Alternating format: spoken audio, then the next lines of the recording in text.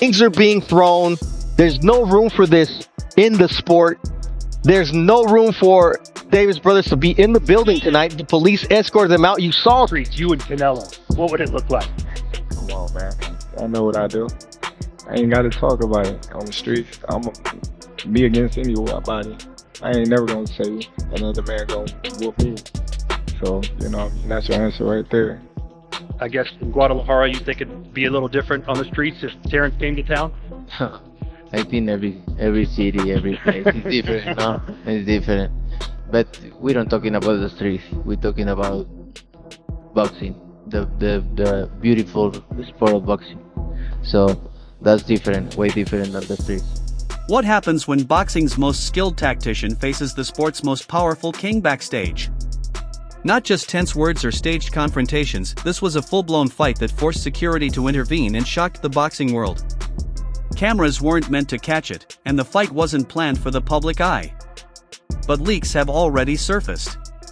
Terence "Bud" Crawford and Canelo Alvarez traded blows backstage right after their highly anticipated super fight was confirmed.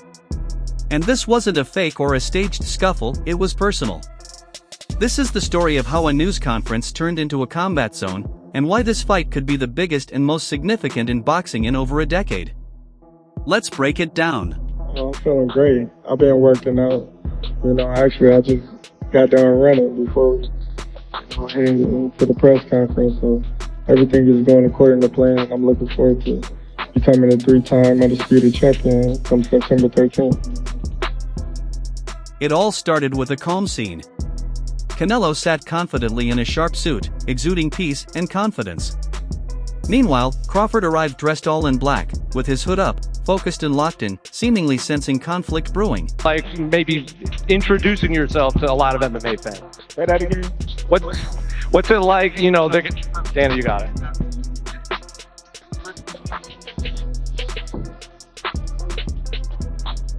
I don't think you did your research by saying a lot of MMA fighters haven't seen me fight before. I think that's wrong.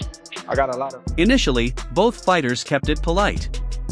Canelo said, "I respect what he's done," while Crawford shot back, "I'm going for greatness. I'm not afraid of any power." But the tension quickly shifted as old wounds resurfaced. Turkey, you need to put a small ring, the smaller ring in the... Hey, Matt. Yeah. The only running that I'm gonna be doing is running upside his head, and I can assure you that. Facts. And he got a big head too. Crawford brought up how Canelo dumped him in 2022, and the room suddenly felt icy. Crawford asked, "What's changed now?" Canelo responded with a serious tone, "I'm simply getting better," and the smiles faded. They asking for that Germonta fight. They don't wanna get credit for that fight. It's the same for me. I don't need to take that fight because everybody's gonna say it's too small, and then, you know, he need to enjoy it. The room grew tense. No more friendly handshakes. Before the confrontation could escalate, security stepped in to separate them. But what happened behind the scenes was even more intense.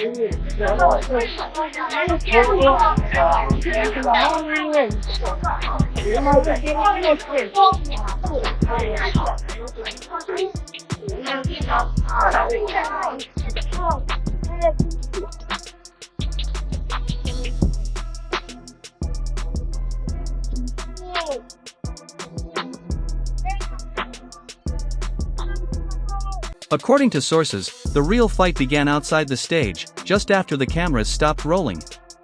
Crawford and Canelo crossed paths in the green room, away from the spotlight, with only a few insiders witnessing what unfolded.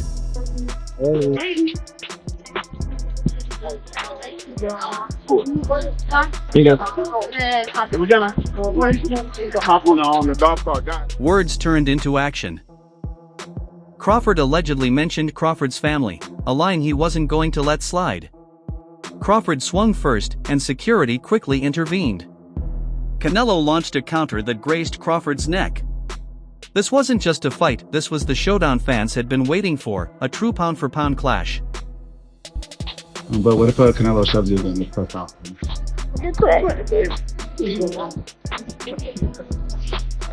Crawford is fresh off a dominant knockout of Errol Spence, proving he might be the best boxer in the world.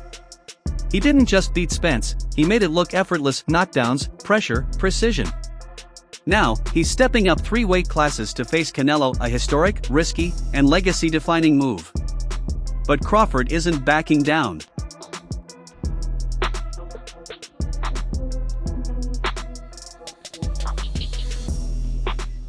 For Canelo, this fight is an opportunity to silence critics. Many accuse him of cherry-picking opponents or avoiding threats. Facing Crawford, who has proven himself across multiple weight classes, could reaffirm that he's still a top-tier fighter. Canelo couldn't knock out Charlo. Do you really think that he's gonna knock out Crawford? I would pick TerenceCrawford to beat a CaneloAlvarez, even at 168. Everybody can call me crazy and whatever you want to say. I get it. Y'all didn't believe me when I told you about Spence, but trust me, Crawford will figure out a way. I know a secret y'all don't know, and I ain't gonna tell you why I would pick TerenceCrawford, but it's part of the secret, is the reason why I'm picking him to win the fight. So live only on DAZN, June 28th. Jake Paul versus Chavez Jr. Buy now at DAZN.com/boxing. Let's be honest, Canelo has more to lose here. He's the biggest star in Mexico, and if he enters Crawford's weight class and gets embarrassed, it could tarnish a decade of achievements. The stakes couldn't be higher. Respect him anymore because he say I'm not gonna do what they want me to do and this and that. Then he tried to, maybe Turkey Al-Ashi told him, hey, you need to do something because you seem so nervous in Riyadh. So and he tried to like walk me back, and that's why I pushed him. And you know, like I say, don't with me. Does it bring a different Canelo then? Yeah, it's different. Yeah, you watch Saunders fight, right? Which one? Saunders. Oh. He pissed me off. He pissed me off. Yeah. So it's gonna be. Canelo is the king of patience, timing, and powerful body shots. His pressure wears opponents down, and his chin is legendary. But Crawford is a different challenge, an elusive pressure fighter who can change rhythm and set traps. This fight could turn into a strategic war.